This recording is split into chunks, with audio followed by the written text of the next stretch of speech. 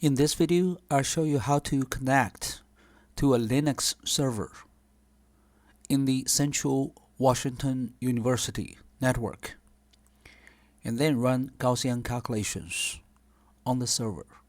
So first, you need to connect to the VPN of CW. The software is Cisco AnyConnect. Over here, I have logged in to the VPN virtual private network. Alright, and then you need a software to connect to the Linux server. I use Bitvice, Bitvise. I think it's pretty convenient. You can just Google SSH client and see which software you like, but Bitvice is pretty good and it's free. So over here, you just fill in the host name. This is manda.hpc.cw.edu. So this server has 24 processors and 128 gigabytes of memory. So it's pretty good. This is my username, and this is the setup. Port 22, that's for secure connection. And I'm gonna click login. Password. Click OK. You get two windows. This window is for file transfer, and this window is for you to run Linux commands. This is a command window. This is file transfer window. So, for example, I can just right click a file. For example, I'll go to GE research, and then let's see Python, and I'm gonna upload this file from my desktop to the Linux server. So you can right click and click upload. It's there already, so I'm gonna overwrite, or you can just drag it to here. Alright, it works too. And again, it's there already, so overwrite. Alright, and now let's see. I've got a bunch of files in my Linux account here, and a lot of folders here. This G16 contains the Gaussian executable file. So alright, I'm gonna just go here, and I want to show you the files. This is my directory. Alright, and I think you can see this adin2.ggf.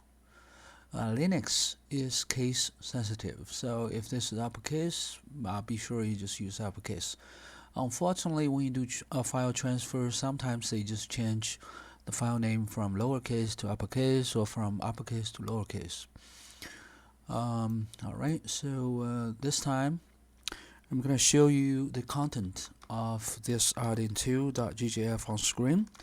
I'm using this cat command, so that will just show you the content of the file. To edit the file, you need a file editor. I usually use VI. I think VI was born in 1970s. I might be wrong, but when I was a student, I learned VI first, so I'm using VI since then. I know there are other file editors, Nano or Pickle. I think Nano is pretty convenient to use, but let's use VI right now. So if you use VI, you can actually change the content of the file. So right now I'm doing optimization and frequency. I'm using B3LYP method. This means general basis set. I have to enter the basis set down there, and the sudo equals read. I need to read the pseudo potential, which is here, LANL2 pseudo potential. Los Alamos National Lab version 2. Los Alamos National Lab version 2, double zeta basis set. Alright, so this is the format. You have to make sure your syntax and format are acceptable for the Gaussian program. For example, you need a blank line here. You need to enter some notes here and another blank line here. This is the charge, multiplicity, those are coordinates, and another blank line, and then you enter the basis sets, followed by 4 stars, and then another blank line, and then pseudo potential, because you specify the pseudo equals read here. you have to enter some pseudo potential here. I0 means for all I atoms. I1 means for the first atom. You know, if it's iodine, you use this potential. So usually you should just specify I space 0. You know, you use the same basis set for all iodine atoms. You use the same pseudo potential for all iodine atoms. And then finally, you need to have a blank line in the end. Without that blank line, your Gaussian calculation will die. So now let me show you how to make a change. What I will do is I will just add some stuff. I press A, and then that will allow me to add stuff. All right, and then how do I delete this? I need to press Escape, and then use I move the cursor to the letter I need to delete, and I pressed X to delete each character. You need to press X once, and then I press this Escape again, and I'm gonna do colon Q exclamation point. That means we exit the editor without making any changes. So right here, how do I run this? It's pretty simple. You just do RG16 in my folder. Okay, in my folder using my account. If you're using your own account, I'm gonna show you it's gonna be slightly different. So this is all you need to do.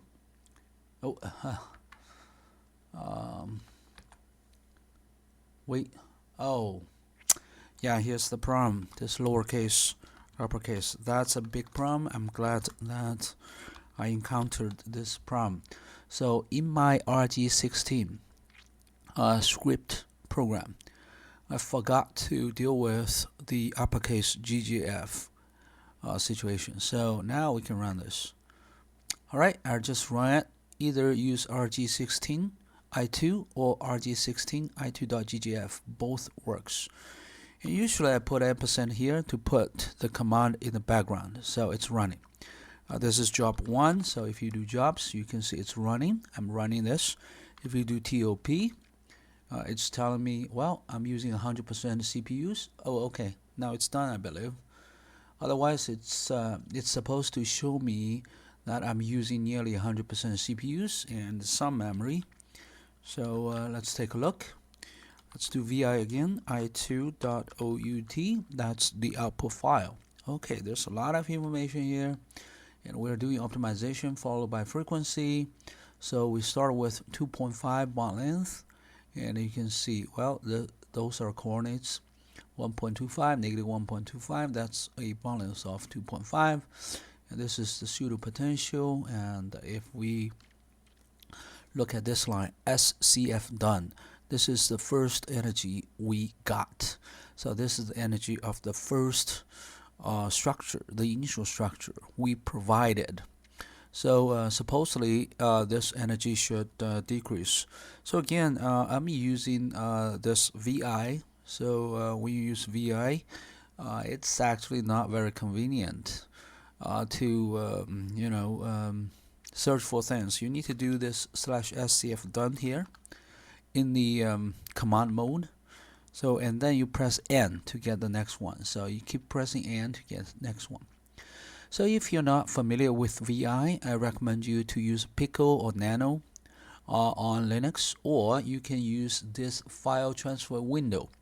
And then you find the iodine 2 after you do refresh, and you are supposed to be able to find this iodine 2 out, and you can just do download to your desktop. Alright, so well, should I do that? Maybe I should use a different folder. So I just use a different folder, maybe right here, or maybe on my desktop. Oh wait, that's not my desktop. Oh, this is desktop. So you can see the desktop over here. So I'm gonna just download this. I can drag it here. I can drag it here, and you can see on my desktop I find this file. Unfortunately, the format is not very good in Notepad. How can we fix this? Very simple. You just right click, and this time we're gonna use WordPad. If you use WordPad, it's good, and then we do Control F to find SCF done, and you get those energies. All right, you get those energies. Let's see if I can see the frequency. Oh, we have frequency here. And let's drag this all the way down. Alright, so this is the frequency calculation. So I did both optimization and frequency, and somewhere there should be a frequency over here, frequency of iodine 2. The unit is inverse centimeter, so it's actually a wave number, not a frequency. However, because frequency is proportional to wave number, they differ by a factor of the speed of light. So by convention, people just use wave number here and call them frequency. Alright, and then it's done. However, this is my account. In my account, I can use RG16 easily. I want to show you the content of RG16. So it's in my bin folder. So what you can do is you can do this. Okay, you have to do this. You have to kind of specify my account here. This is my home directory, and I go to my bin directory, and then we can look at the content of RG16. In RG16 over here, it's just a true view treatment of the file name. If a file end up with .ggf lowercase, we're gonna strip this file extension. So for iodine2.ggf, this f is set to be just iodine2 i2, and then we just run it. So G16 is the actual command, and then we're gonna just run this calculation. Alright, so what I will do is, just for the convenience of other users, I'm gonna actually change this G16 to something a little bit more complicated here, because I need to specify the where this G16 is. So let's go to this folder G16. This is a folder name, and let's see. Alright, so I was searching for any file that starts with G. This asterisk is the wildcard. So I see this here. So G16 is in this G16 folder. Alright, so this PWD tells you what's the current folder. So I go back to my home directory, and I'm gonna just do a VI again. Alright, and I'm gonna add something here. So that means go to inbin's home directory, his G16 folder, and we're gonna use the G16 command in that folder. Alright, so this will make this RG16 a little bit more convenient for other users to use. Alright, and then right now it's gonna just grab this $f. This $f is I2. Grab this i2.ggf in the folder, in the current folder. If you are in your home directory, it's looking for this ggf in your home directory, and then put the output file in the same directory, and with the same file name but different extensions. So over here, this command will help you run Gaussian calculations. So now, in your own account, you still need to specify the path of RG16. So instead of just run RG16, you will have to do this. Alright, and then you do I2. You can do I2.ggf or I2, it doesn't really matter, because again, in this RG16 we deal with both cases. So this time I'm not gonna put an ampersand in the end, so it's gonna be running here. I cannot do anything else. I have to wait here. So this command window, yeah, now we can. So it's just waiting there. That's why sometimes you want to put a ampersand at the end to put your job or your calculation in the background, and then you can immediately do many other things. See, I'm doing many other things.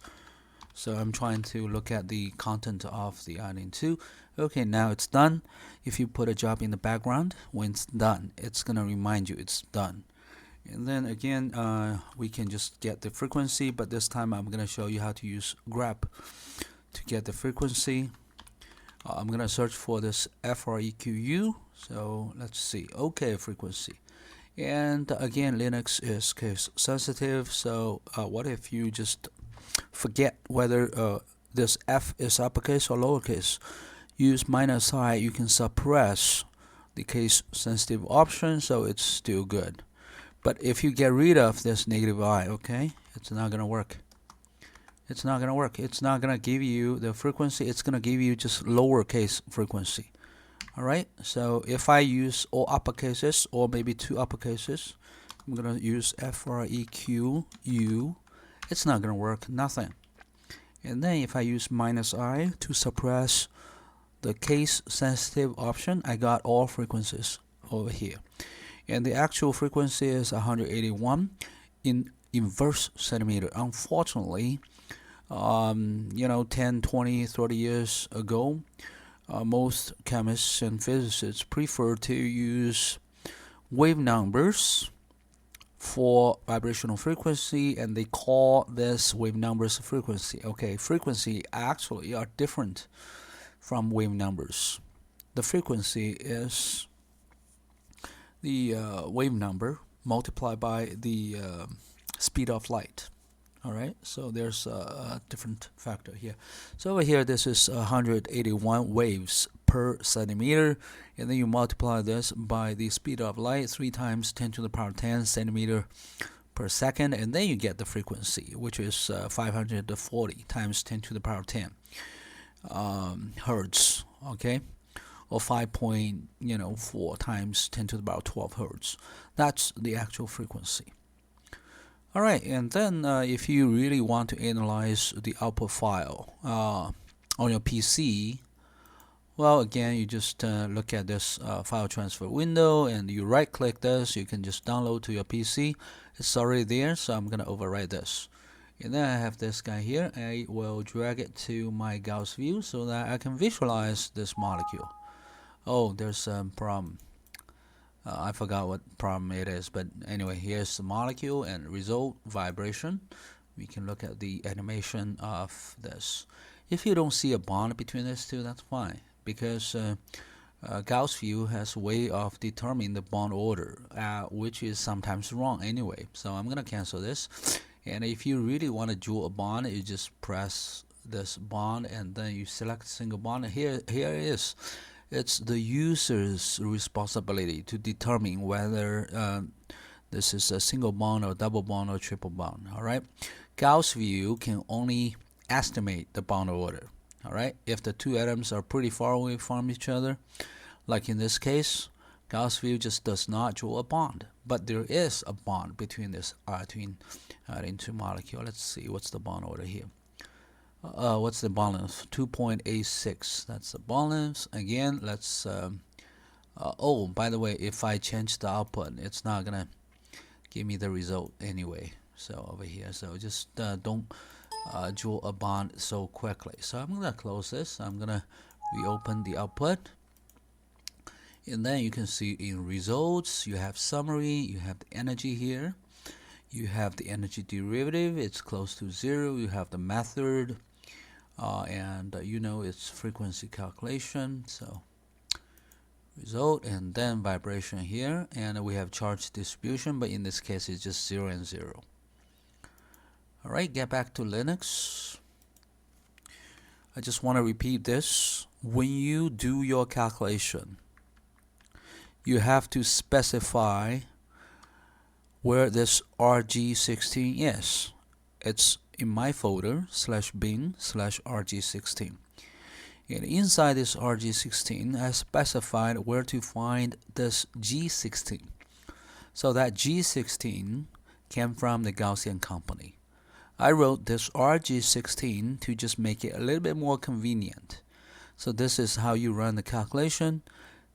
Make sure you put ampersand in the end so that you can put the calculation to the background so that you can do something else. Again, you can do cat i2.gjf here, so when the calculation is running. Again, if you just do this without ampersand, okay, you can't do anything. ls, nothing. ls, nothing. Alright, so in this case, you have to wait for the calculation to be done, and then Linux will run this zsdf command.fund, and then it will run ls. It will give you the files and folders, and then it will run ls again, or after the calculation is done. So usually I just put ampersand in the end. When you are done, sometimes I just check the Scratch folder, just make sure that there are no Scratch files. So I kind of clean up the Scratch files. Also, I had this WebMO being set up for users to run calculations via this WebMO web interface, but it does depend on the stability of the web server.